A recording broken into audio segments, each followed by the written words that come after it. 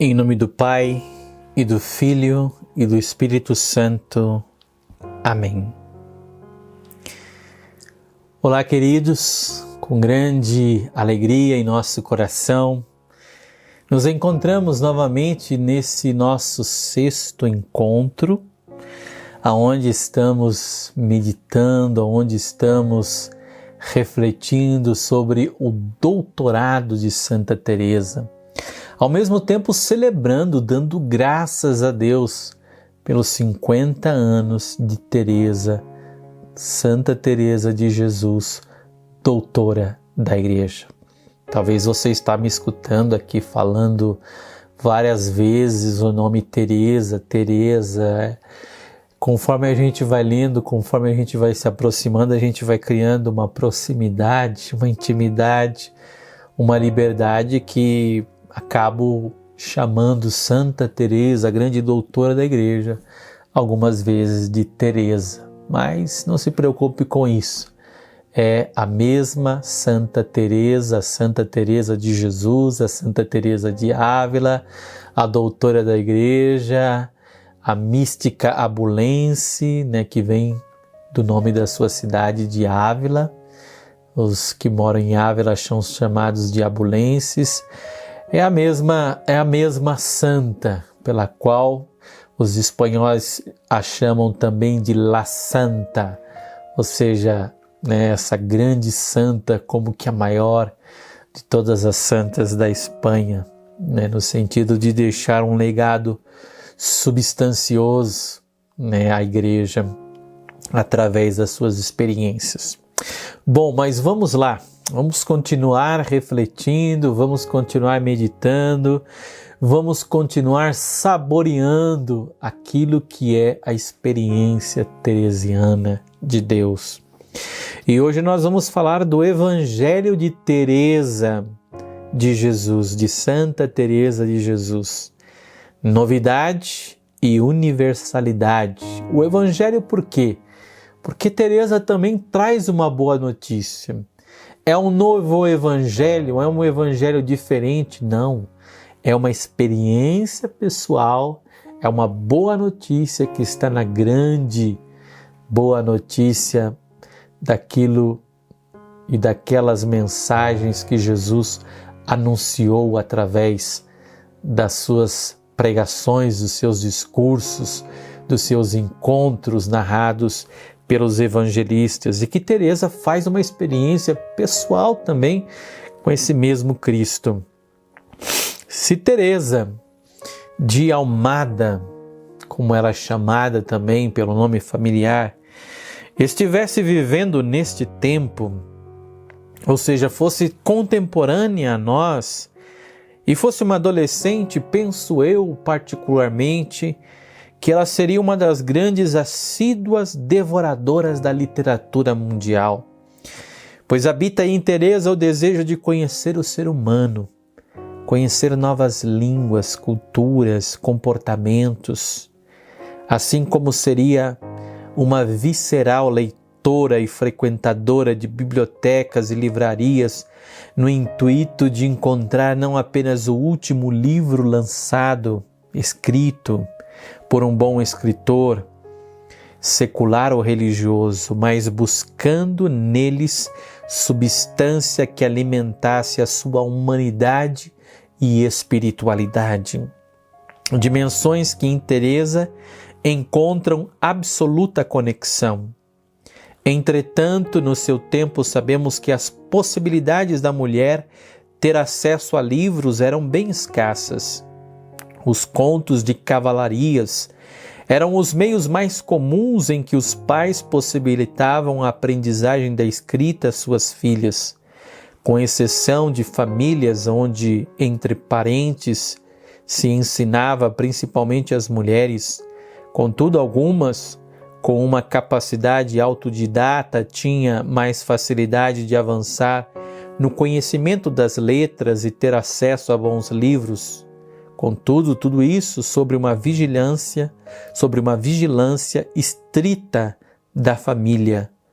Outros lugares possíveis eram os colégios religiosos femininos, onde se viabilizava o acesso às letras, e muitos destes eram como que uma antessala para a entrada na vida conventual. Foi neste contexto de vigilância em que lhes são retirados os livros, onde o único apoio de Teresa será o seu livro vivo, Jesus Cristo. As aparições, revelações, locuções interiores foram para Teresa o modo como Jesus manteve esta proximidade. Através dessas autocomunicações de si e de seus propósitos ao coração de Santa Teresa de Jesus. Santa Teresa então tem algumas vias de acesso à literatura. Mesmo no seu ambiente familiar, ela aprendia ali com a sua mãe alguns rudimentos de leitura, depois compartilhava livros com o seu tio também, pessoas da família que trocavam ali ideias, experiências e um ajudava o outro a aprender a ler. E Santa Teresa desenvolve um gosto pela literatura de cavalaria. Diz ela que não via a hora sempre de encontrar um novo livro para ler a respeito da cavalaria, daqueles romances de cavalaria. E é assim justamente que eu vejo Teresa particularmente, uma assídua leitora, uma devoradora de livros, aquilo que acrescenta a sua humanidade, aquilo que lhe ajuda a crescer na sua espiritualidade. Teresa justamente se interessa em ler e se aproximar desses escritos. Porém, é tirado de Teresa a oportunidade de ler em um determinado momento da sua vida. E ela percebe então que o seu único livro será o Cristo vivo. Será o Cristo no qual ela encontra-se com Ele na oração. E passa então a colocar Jesus como centro da sua atenção. E nele ela acaba encontrando tudo o que ela deve saber a respeito do ser humano. Diz ela que Jesus lhe ensinava, Jesus lhe mostrava, Jesus lhe motivava a compreender tudo aquilo que era necessário para a sua vida e para a sua missão. O amor de Teresa aos livros a levou posteriormente ao amor ao ministério dos letrados da Igreja.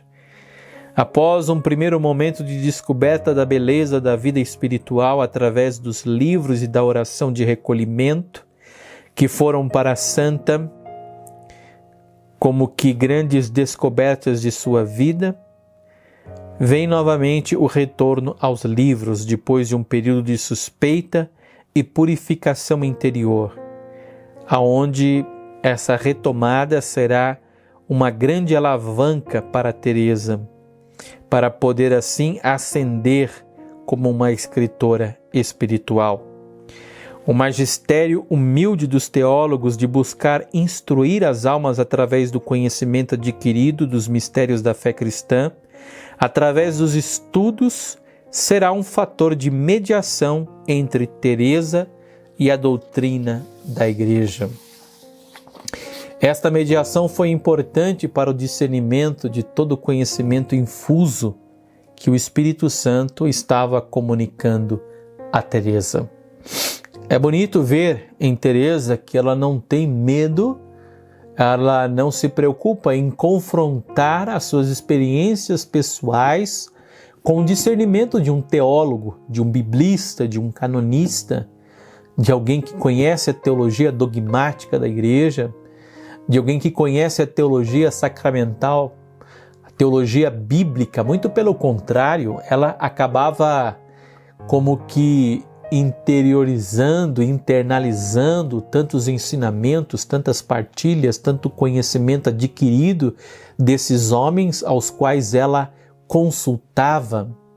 E ao mesmo tempo a sua experiência também comunicava a eles uma nova percepção daquilo que eles sabiam. Ou seja, Teresa não tinha medo de confrontar a sua experiência. Muito pelo contrário, ela se sentia segura quando eles mesmos confirmavam as suas experiências com Deus. ou quando eles, usando da liberdade, da amizade, do conhecimento, da proximidade que tinham com Teresa, corrigiam alguns aspectos, melhoravam alguns aspectos, até mesmo alguns pontos daquilo que ela escrevia, orientando, mostrando, indicando como ela poderia melhor aperfeiçoá-los e melhor apresentá-los de modo que não desse margem a tantas outras intuições ou percepções de pessoas que não conheciam também diretamente a sua própria pessoa. Então Teresa vê no magistério dos teólogos um meio de submeter a sua experiência ao discernimento da Igreja. E se ao submeter a sua experiência ao discernimento da Igreja, essa o reconhece, de fato se torna um caminho seguro para Teresa. E Teresa está certa de que aquela experiência que ela faz de Deus é um caminho seguro. Teresa reconhece então desta maneira, desta forma, que a Igreja é o ambiente hermenêutico de interpretação mais adequada para confrontar, discernir e compartilhar a sua experiência. O discernimento através desta experiência com a comunidade de fé que é a Igreja e a verificação no testemunho dos santos e dos doutores sobre a sua autenticidade, assim como a novidade daquilo que Deus está realizando através de sua vida, é um ponto seguro para não escorregar em um idealismo espiritual e alumbrado, sem raízes profundas na fé comum da Igreja. Teresa não tem um intuito nenhum de trazer algo que seja absolutamente novo. Teresa quer compartilhar a sua experiência. Ela sabe que a sua experiência a ajuda a melhor caminhar na sua fé. E ela quer compartilhar a sua experiência. E ela tem essa docilidade, essa simplicidade de expor o que ela pensa, de tornar público o que ela vive na sua relação com Deus. Santa Teresa de Jesus não buscou nestes doutores somente um conhecimento intelectual, mas a santa acabou por ganhá-los mais para Cristo, como é o caso de São João da Cruz, que ao encontrar Santa Teresa de Jesus em Medina del Campo, se entusiasma de tal modo que a única coisa que deseja após o desafio feito à sua pessoa para que fizesse parte do primeiro grupo fundacional do ramo masculino era que não tardasse muito. Tal era o arrebatamento das conversas com a santa, que de tão incendiada estava no amor de Deus, arrastava e atraía a vontade de toda pessoa que se sentia atraída a entrar na órbita deste novo empreendimento teresiano. Entre os doutos e Santa Teresa estabelecia-se uma amizade que era enriquecida com as explicações teológicas e as experiências espirituais da santa. Eles se sentiam instruídos pela clareza como Teresa, de modo testemunhal, descrevia suas experiências espirituais e os desafiava a fazer tais experiências. Deste modo, neste sacrum commercium, nessa sagrada troca, nasciam belas amizades e uma rede de proteção em volta de Teresa que a possibilitava estar próxima a pessoas que continuamente se desenganam mutuamente, através de juízos sábios e abalizados de uns para com os outros. Era o pequeno grupo de Teresa. Teresa sempre se acercava, Teresa criava uma rede de amizades, onde dizia ela que muito ajudava porque eles se desenganavam mutuamente. Ou seja, escutando o outro, lendo a experiência do outro, percebendo a experiência do outro, eles eram capazes de intervir uns com relação ao outro através de opiniões, de juízos, de discernimentos, para não permitir que um ou outro entrasse num caminho que nada possibilitasse ou que nada favorecesse a vivência da própria fé cristã. Maravilhoso ver isso, essa rede de proteção. Santa Teresa não buscava com suas amizades, com seus confessores e diretores espirituais, apenas pessoas que a bajulassem. Ela buscava pessoas que ajudassem a confrontar, a buscar discernir a sua experiência, se vinha realmente de Deus, se era fruto de uma moção maligna ou simplesmente uma moção da sua própria natureza, da sua própria imaginação. Santa Teresa queria realmente discernir o que é de Deus e o que não é de Deus. Por isso essa rede de proteção, esses grupos aos quais Teresa formava em torno de si, não para se autopromover, mas para melhor ter o suporte teológico, o suporte de discernimento necessário para viver de maneira mais salutar e mais saudável as suas experiências com Deus. O doutorado de Santa Teresa encontra-se dentro dos grandes prodígios e milagres invocados por São João XXIII, sobre a Igreja no princípio do Concílio Vaticano II. Santa Teresa de Jesus e o seu doutorado são um prodígio sobre a Igreja, e o seu testemunho atua à semelhança de um satélite sobre a Igreja que possibilita uma sintonia universal com as novas páginas da história que estão sendo escritas pelo Espírito Santo em nossos dias. Quando o Papa Paulo VI pensa em constituir Teresa como doutora da Igreja, ele está tentando resolver e engrenar uma profunda renovação espiritual e universal na Igreja, que não se pauta somente sobre uma renovação pastoral e missional, mas ele está trazendo uma verdade a um novo contexto da fé, a verdade de que sem a mística é impossível renovar qualquer coisa no interior da Igreja, e muito menos no mundo, demonstrando deste modo que a mística é a alma de toda ação pastoral, missionária da Igreja, lançando desta forma as primeiras sementes daquilo que viria a ser chamada por São João Paulo II a nova evangelização. O doutorado de Santa Teresa opera como uma ponte de uma proposta de renovação espiritual da Igreja.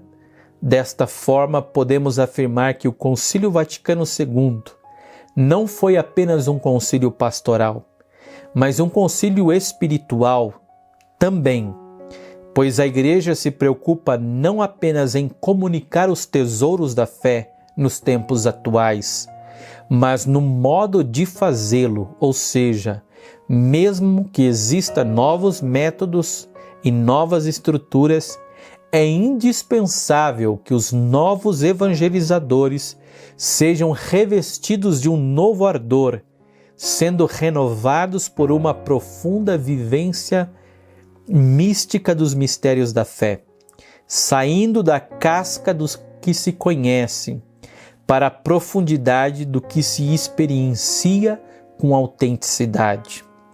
Neste sentido, desejamos e afirmamos que Santa Teresa possui vida longa na história da Igreja, uma vez que a sua mística, rompendo os muros visíveis do Carmelo, se derrama como uma cascata de águas caudalosas e poderosas sobre a Igreja e no mundo, trazendo sempre novos caminhos de renovação e avivamento da fé.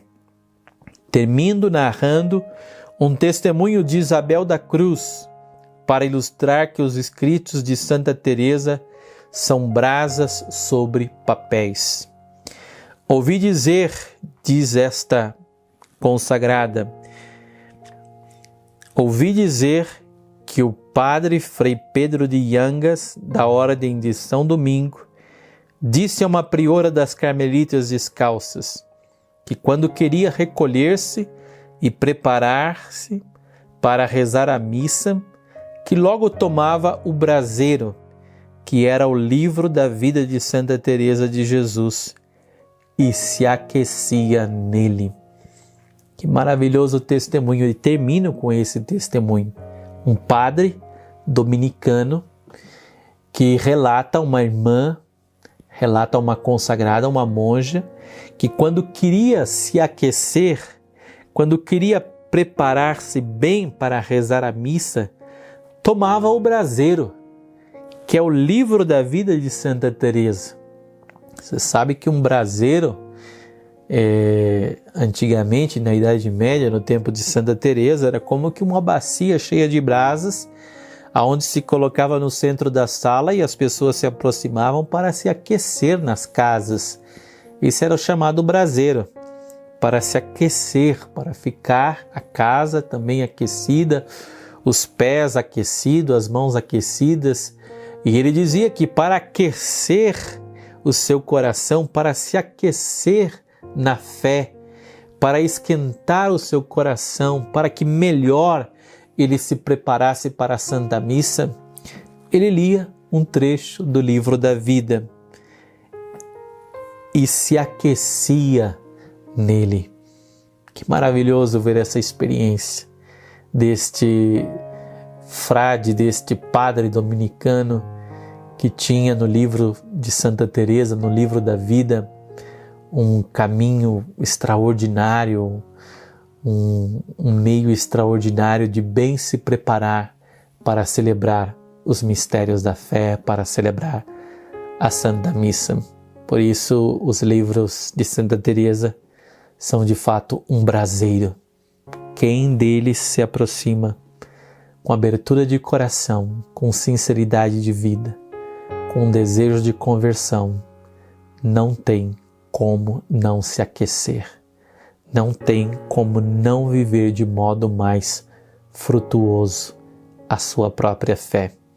Como diz Frei Luís de León, parecem evangelho, parecem uma nova boa notícia, e o são, porque fazem eco do grande evangelho de nosso Senhor, que sempre é capaz, as narrativas dos evangelistas, de aquecer os nossos corações.